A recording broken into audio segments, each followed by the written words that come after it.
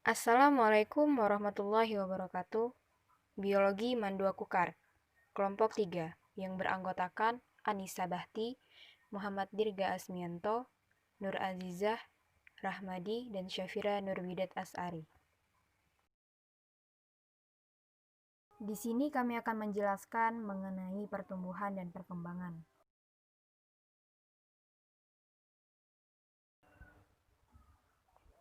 Definisi pertumbuhan dan perkembangan.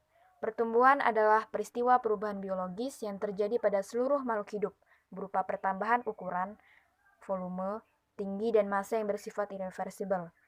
Pertumbuhan dapat diukur secara kuantitatif dalam satuan ukuran panjang dan berat. Sedangkan perkembangan adalah proses menuju tercapainya kedewasaan.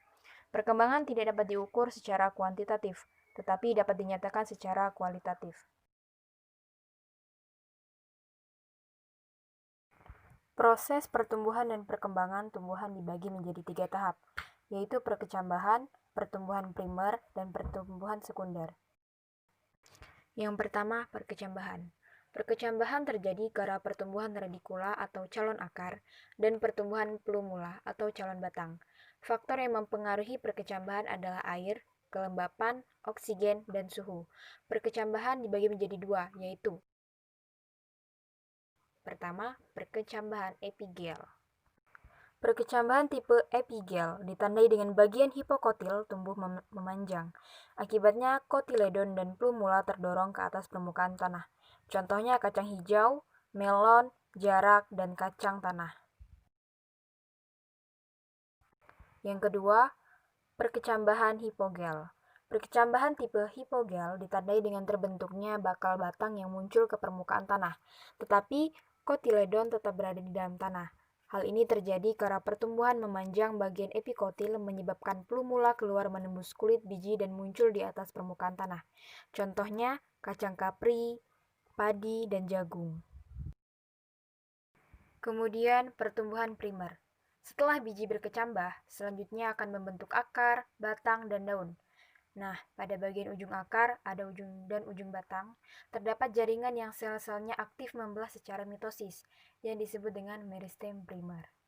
Pertumbuhan ini disebabkan oleh kegiatan titik tumbuh primer yang terdapat pada ujung akar dan ujung batang, dimulai sejak tumbuhan masih berupa embrio. Setelah fase perkecambahan, diikuti pertambahan 3 sistem jaringan meristem primer yang terletak di akar dan batang. Pada fase ini, tumbuhan membentuk akar, batang, dan daun. 3 sistem jaringan primer yang terbentuk itu sebagai berikut. Ada protoderm, yaitu meristem primer yang terletak paling luar dan akan membentuk epidermis. Ada meristem dasar, itu terletak di antara protoderm dan prokambium, akan membentuk jaringan dasar yaitu sel-sel parenkim pengisi korteks. Dan ada prokambium, terletak di bagian paling dalam, akan menjadi stele atau silinder pusat yang terdiri atas presikel, berkas pembuluh xilem dan flum. Dari lapisan sel-sel presikel dapat tumbuh akar lateral atau samping. Tumbuhan memiliki 2 titik pertumbuhan primer, yaitu titik tumbuh pada akar dan titik tumbuh pada batang. Bisa kita lihat teman-teman pada gambar 1.2. Berdasarkan aktivitas sel dan struktur jaringannya, titik tumbuh akar itu dibagi menjadi 3 daerah, yaitu zona pembelahan sel, zona pemanjangan sel, dan zona diferensiasi. Namun, zona-zona tersebut tergabung tanpa ada batasan yang jelas. Yang pertama ada zona pembelahan sel, itu tersusun dari kumpulan sel yang berukuran kecil, berdinding tipis, berbentuk seragam, dan sel-selnya aktif membelah secara cepat. Yang kedua ada zona pemanjangan sel, terletak di belakang zona pembelahan. Sel-selnya memanjang sampai berukuran 10 kali panjang semula sehingga mendorong ujung akar.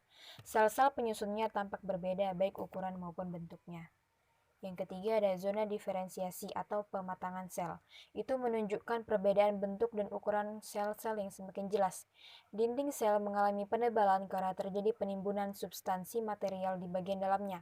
Pada zona ini terjadi proses organogenesis dan lapisan epidermis akar telah memiliki rambut-rambut akar untuk menyerap garam-garam mineral dari dalam tanah. Kemudian titik tumbuh batang. Titik tumbuh batang merupakan bagian jaringan meristem pada ujung batang dengan tunas berupa kuncup. Pada bagian paling ujung terdapat meristem apikal berupa massa sel berbentuk seperti kubah. Meristem apikal akan menjadi meristem primer, protoderm, prokambium, dan meristem dasar.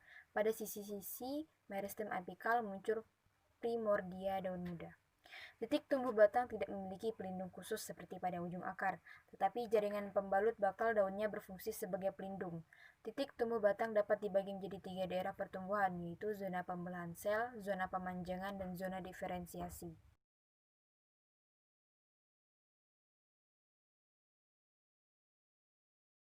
Kemudian ada pertumbuhan sekunder.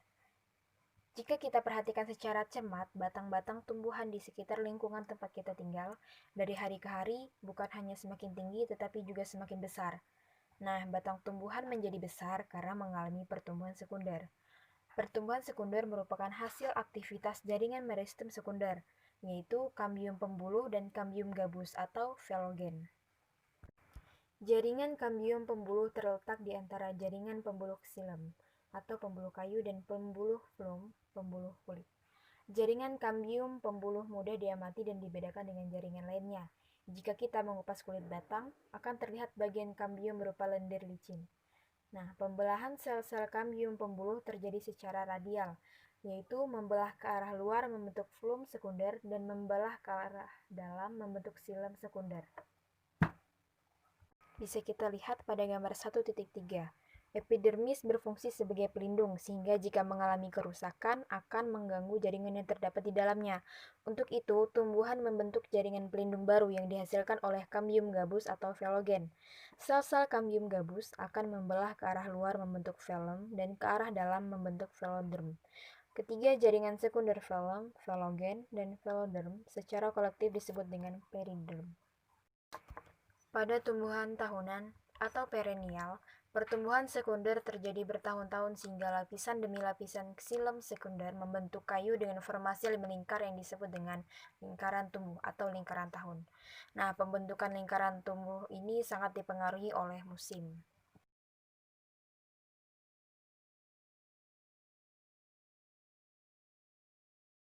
Jadi, kecepatan pertumbuhan dan perkembangan organisme itu berbeda-beda dan sangat ditentukan oleh faktor-faktor pendukung, baik yang berasal dari dalam tubuh atau faktor internal maupun dari luar tubuh atau faktor eksternal. Jadi di sini ada faktor yang mempengaruhi. Yang pertama, faktor luar atau eksternal. Faktor luar merupakan segala sesuatu yang mempengaruhi pertumbuhan dan sumbernya berasal dari lingkungan, seperti nutrisi, air, derajat keasaman atau pH, kadar garam, oksigen, cahaya, suhu, kelembapan, gravitasi, maupun sentuhan, dan organisme parasit dan herbivora. Sedangkan faktor dalam atau internal yang mempengaruhi pertumbuhan itu bersumber dari dalam tumbuhan itu sendiri, yaitu gen dan hormon. Gen berfungsi mengatur reaksi kimia dalam sel, terutama reaksi sintesis protein dan enzim sehingga mempengaruhi bentuk dan ukuran tumbuhan. Sementara itu, hormon merupakan substansi yang sangat aktif dalam proses metabolisme. Nah, hormon pada tumbuhan atau fitohormon antara lain auksin, giberelin, gas etilen, sitokinin, dan asam absitat, serta kalin dan asam traumalin.